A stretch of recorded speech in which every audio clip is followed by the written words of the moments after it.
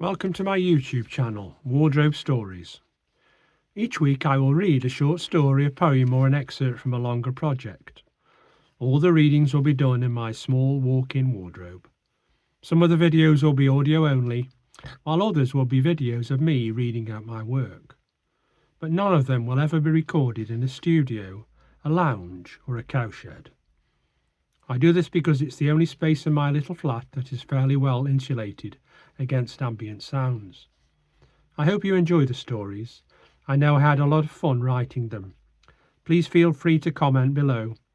All the short stories are available on Amazon to download. Details and links in the description. And so we begin. Chapter 1. The Good Doctor. Beryl Englefield stared at the small flickering TV on the wall of the GP surgery and wished she was dead. This was no exaggeration. She looked at the rows of people purporting to be ill and knew no one, not even the blind, obese amputee, felt as wretched as she did. What made it even worse was among all these pretenders were people who actually smelled far better than they looked. Even though her tired old body had all but given up, her innate olfactory sense refused to quit. She lifted her head and sniffed the air, as though she was a child visiting the seaside for the very first time. She almost smiled. A loud buzzer put pay to any further reminiscences, as did the receptionist's monotone announcement asking her to please go to room 12 where Dr. Wilkinson is waiting for you. Beryl disliked large group practices because of their lack of continuity. What was the point in pouring your heart out to one doctor when at your next visit you had to do it all over again to a virtual stranger? Not only that, most of the GPs at the practice were nothing more than drug-pushing clock watchers who rarely glanced up from their computer screens. She'd even resorted to flatulence and face-pulling in an attempt to free them from their scripted, stilted conversations, without much success. As she hesitated outside room 12, she consoled herself with the fact that at least today, when it really mattered, she'd got the right one. "Come in, Mrs. E," said a soft male voice, reminiscent of a world-weary choirmaster. Beryl entered the small consulting room and was relieved to see the blinds had been drawn and the adjoining door was closed. "Morning, Dr. Wilkinson. Are you well?" She knew the reply before he even spoke the words. "As well as can be expected under the circumstances." "Pretty crap like me then," she said, lying down on the examination bed. "Bloods, is it?" said the doctor, snapping on his latex gloves. "Yes, please." Dr. Wilkinson smiled thinly before popping next door.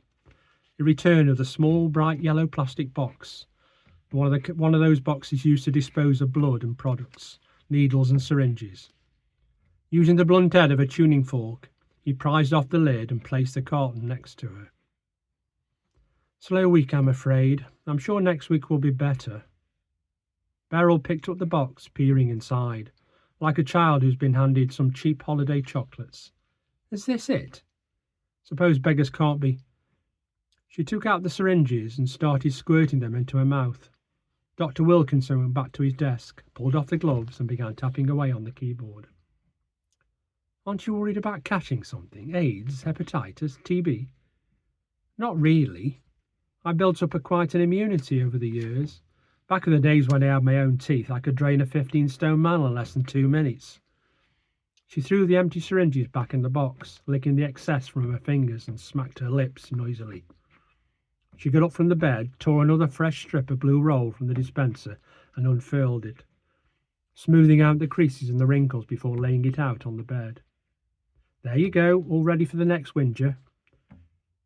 She reached into a handbag, pulled out a creased £50 note and dropped it on his desk. "Thanks, Mrs. E. Same time next week?" Beryl didn't answer straight away. She turned the door handle and was about to leave when she let out a chuckle. "You know, in my day, I'd have snapped your neck like a chicken and lifted your wallet just for fun." Dr. Wilkinson stopped typing and looked up nervously.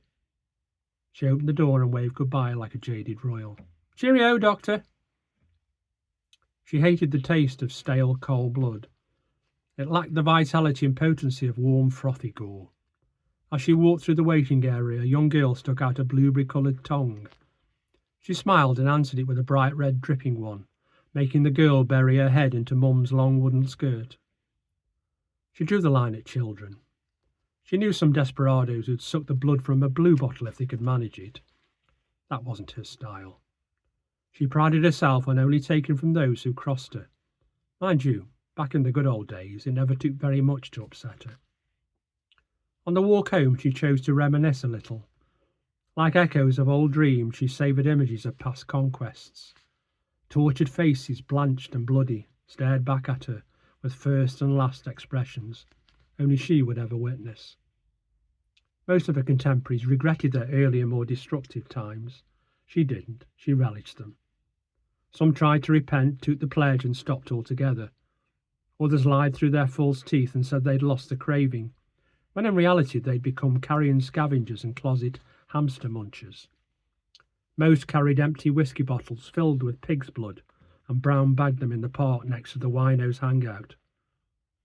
What she wouldn't give for a fresh set of fangs and a young pulsing neck.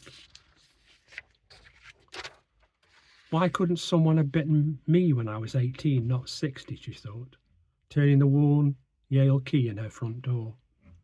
Being handed more immortality should be a gift, not some consolation prize in a supermarket raffle. To add insult to injury, the day before the turning, she had been told she was anemic by Dr. W. Anemic vampire, I ask you, twice the need, none of the fun. Mind you, it could be worse. Her friend Edith was diagnosed with bowel cancer the week before she was immortalised. Beryl couldn't even bear to look at her anymore. To spend an eternity frozen in a permanent near-death torpor was unimaginable. She'd seen healthy-looking zombies. As a fangless, anemic, geriatric vampire, she didn't exactly turn heads. Most of the younger generation ignored her altogether. Those who didn't used her in their there for the grace of Satan conversations, or as the butt of countless in-jokes. Beryl knew she'd been dealt a cruel hand, but she was damned if she'd let it ruin her existence. To make herself feel slightly better, she gravitated towards other similarly disadvantaged misfits. She was surprised by how many OAVs there were in Frodshall. According to Dr. W, it was the vampire equivalent of Eastbourne. There was even a vampire retirement home. But despite the abundance of toothless, like-minded brethren, she fell into a dark pit of loneliness and depression. Her mortal husband, Derek, succumbed to something called sepsis, where his whole body was overwhelmed by multiple infections. It's difficult to detect, and by the time they'd figured out what it was too late. In her desperation to save his life, she tried turning him herself. As soon as she tasted his bacteria-ravaged blood, she knew it was futile. His last chance at life became her last living meal. Beryl soon discovered blood-borne bacteria is the vampire equivalent of severe food poisoning, and she was forced to lock herself away for 2 weeks, where she endured bone-cracking rigors and bowel-shredding gastroenteritis. Oh, and to cap it all, her canines fell out. Soon afterwards, she was fitted with dentures, and even though she begged and bribed her dentist to extend the canines, he refused, referring her to the local shrink for some free counselling. She never went. Okay, that's the opening chapter of a short story I'm working on at the moment. Just let me know what you think. So, there we go. Video 1 done.